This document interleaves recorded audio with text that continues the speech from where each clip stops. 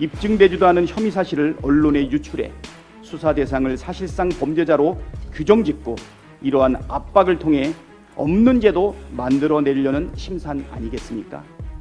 이는 수사가 아니라 언론 플레이, 여론 재판에 몰두하는 검찰의 조작 수사 행위를 더 이상 좌시하지 않겠습니다.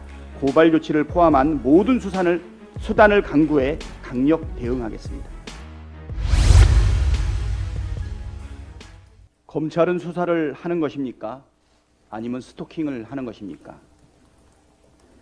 서울중앙지검 반부패 수사 3부가 이재명 대표와 가족들의 수년간 자금 흐름을 살펴보고 있다고 합니다. 도대체 몇 번째입니까? 계좌가 헐게 생겼습니다. 지금까지 대장동 사건으로만 1년 넘게 수사를 하고도 이재명 대표와 아무런 연관성을 찾지 못하니 이제는 부정한 돈을 받은 것처럼 몰아가고 있습니다. 윤석열 정권의 검찰이 보이는 행태는 전혀 상식적이지 않습니다. 검찰은 마치 스토커처럼 집요하게 이재명 대표 수사에 올인하고 있습니다. 대선 이후 지금까지 야당 대표 관련한 압수수색은 무려 235건입니다. 야당 대표 관련 수사의 10분의 1, 아니 100분의 1만 수사했더라도 김건희 씨 논문 표절 의혹 수사, 도이치모터스 주가 조작 수사는 진작에 끝나고도 남았을 것입니다. 검찰이 대장동 수사의 핵심인 50억 클럽에 대해서 이렇게 열심히 집요하게 압수수색하고 수사했다는 얘기는 들어본 바가 없습니다. 자기 편은 증인과 물증이 확실해도 아무 문제가 없는 것처럼 봐주고 정적은 신빙성 없는 진술만으로도 끝까지 죽이겠다고 달려들고 있습니다. 검찰은 야당 대표 스토킹이 아니라 논문 표절 의혹, 주가 조작 수사, 50억 클럽 수사에 전념하기를 바랍니다. 반헌법적 범죄도 서슴지 않는 검찰, 공무상 비밀 누설죄로 고발을 검토합니다. 언론의 단독 보도 뒤에 숨은 검찰의 낙인 찍기, 망신주기 수사가 도를 넘었습니다. 헌법에 명시된 무죄 추정의 원칙을 멋대로 위반한 채 언론 플레이, 여론 재판에만 몰두하고 있습니다.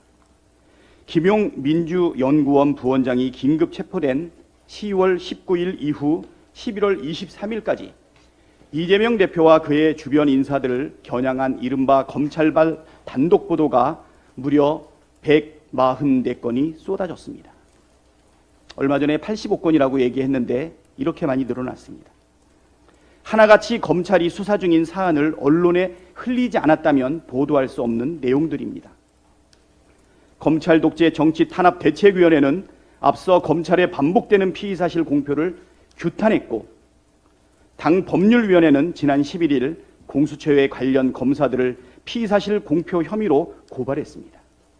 그러나 검찰은 이를 비웃듯 피의사실 공표를 멈추지 않고 있습니다. 이에 서울중앙지검 관련 검사들을 공무상 비밀누설 죄로 고발 조치를 검토하겠습니다.